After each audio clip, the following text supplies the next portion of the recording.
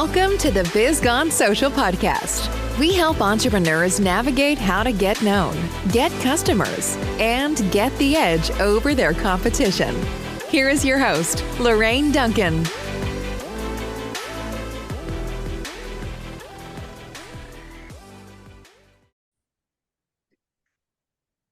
So here we are on the Biz Gone Social podcast, and I am so glad to be here. And my promise to you, as always, is I want to give you a little bit of verbal caffeine that's going to energize your business and help you stay social.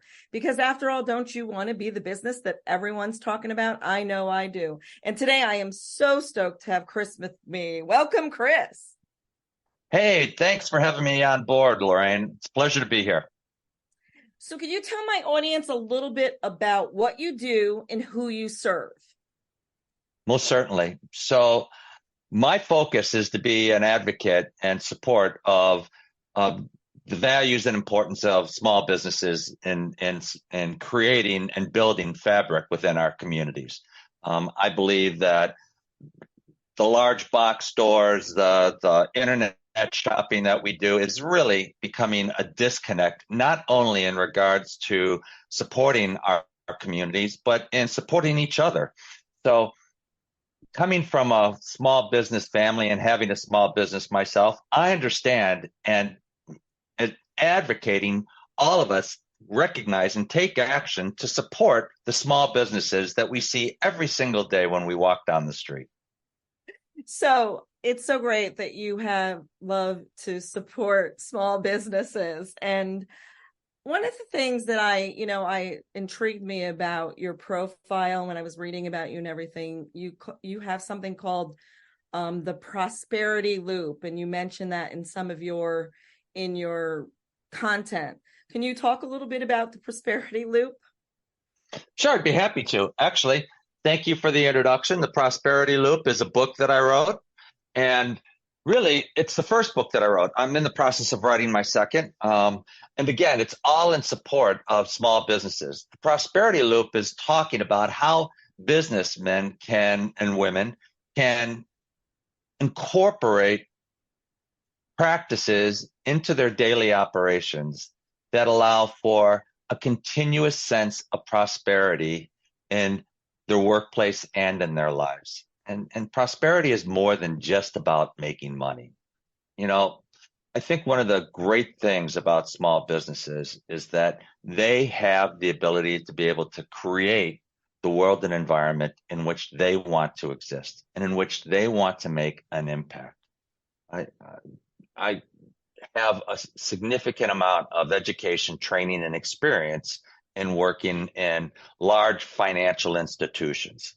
And I understand economics. I received my master's in finance and economics. I understand the value of capitalism. I'm an advocate of capitalism. It's important that we promote and support innovation and creativity and reward those that do successfully create value for all of us in our lives and society.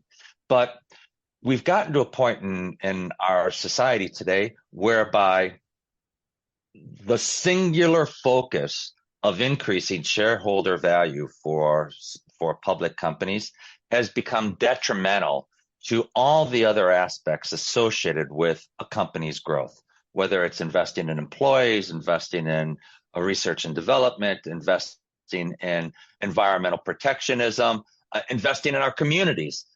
It's become all secondary to increasing shareholder value. Small businesses, thank goodness, don't have that type of institutionalized mandate. They can make decisions and take actions that support their vendors, that support their employees, that support their community. They can proactively make life better for others. And here's the crazy thing, Lorraine. It's actually not that crazy since this has been acknowledged for hundreds of years. In doing good for others, you do good for yourself. It inspires those to increase their support of your business. It inspires those to increase their support of whatever cause that you have. It inspires yourself to become a better person. And that's the joy of small business. That's really the secret sauce of small business, is that we get to interact with people. People are the greatest asset that your business has. And when you can acknowledge that and embrace that and encourage that, your business will take off to a whole nother level. And that's what the prosperity loop is all about. Taking steps to be able to create a business environment that invests in your greatest asset, your people, and allows you to be able to gain both professionally and personally. I love that. I love just the concept, to be honest with you. It's like, it's so important to be kind to others. And a lot of people forget that. And it's most shown by when you dial a company now through their customer service. It is actually, most companies, especially the bigger companies, have horrendous customer service. And you feel like a number. You don't even feel like a human when you get off the phone, by the time you get off the phone with them.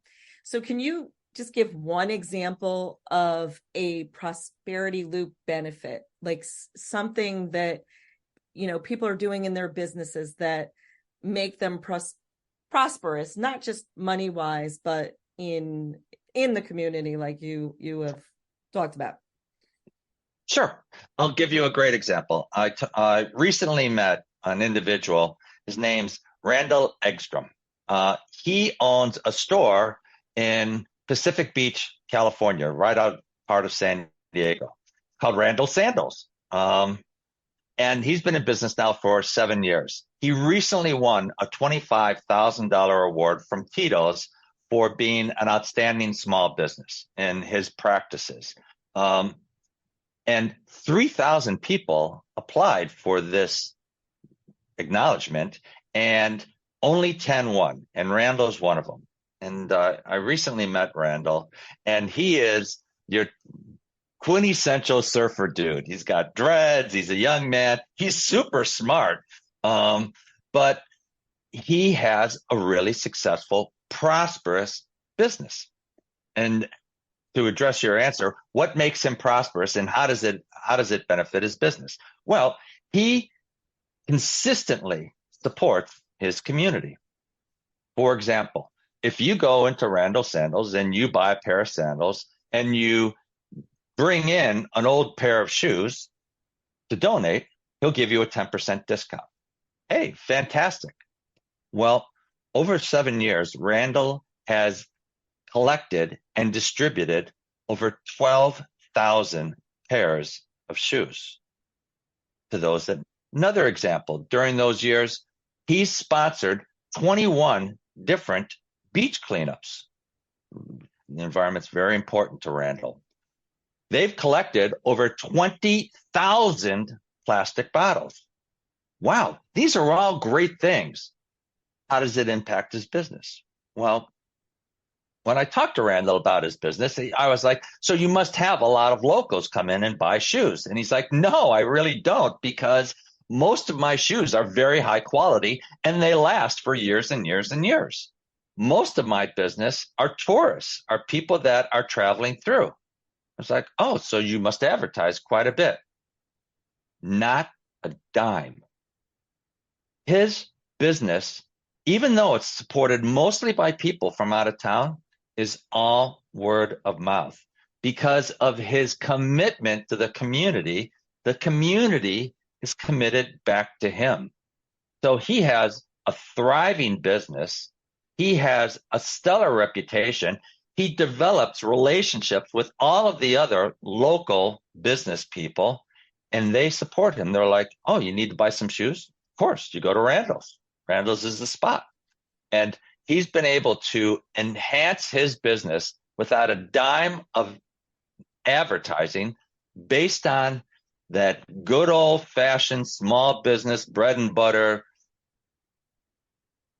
tool of referrals. I love that. I love that. It's funny. I think about 4 years ago, I was in San Diego, and I actually think we went by that place. So I'm It's not cute. sure, but the next time I'm stopping in, because that story inspired me. It's like, it's kind of like, I think, who was it? It was the guy who created Tom's shoes. Similar Um, concept. and Two and for then one. yeah, and there's amazing other people that do amazing things, but I just think that, like, no marketing, and basically it's tourists that come through, and other tourists, when they go in there, they must talk about. It just keeps on going and going, because obviously he's probably a very friendly person too, and people He's a love. good guy. Yeah, very exciting. Another So example, real quick, Lorraine, just to bring this point home. So millennials. Millennials are those that have been born between 1982 and 2000. They're 23 to 41. Okay. They are mainstream America. They're not kids anymore.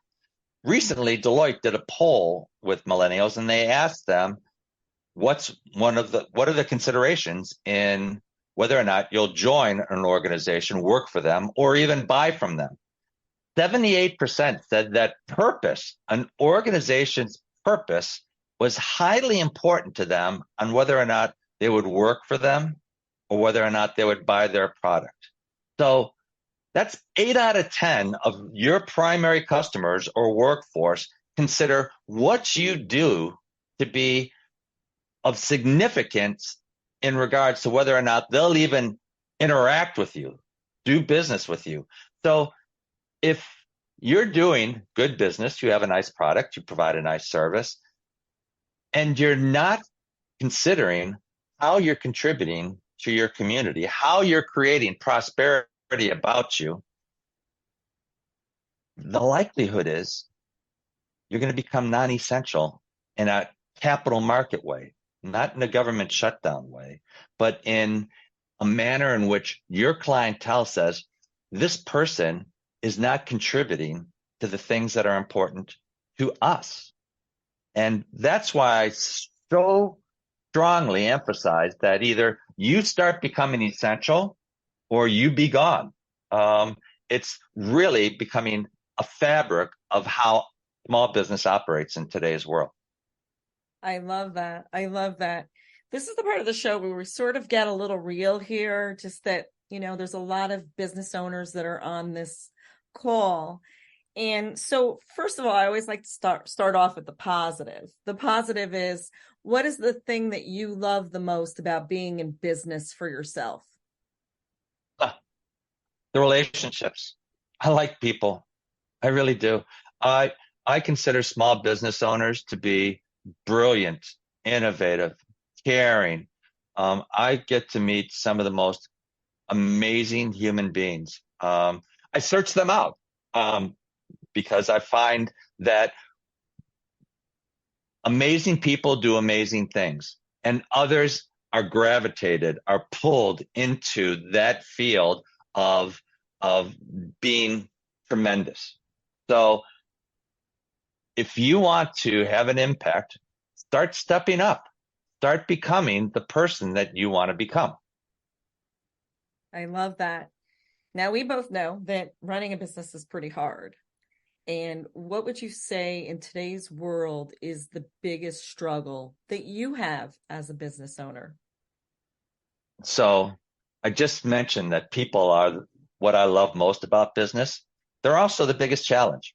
And this is, I know a lot of business people are going to be like, finally, he's talking my language. He doesn't know my team, my staff, my employees, but I do.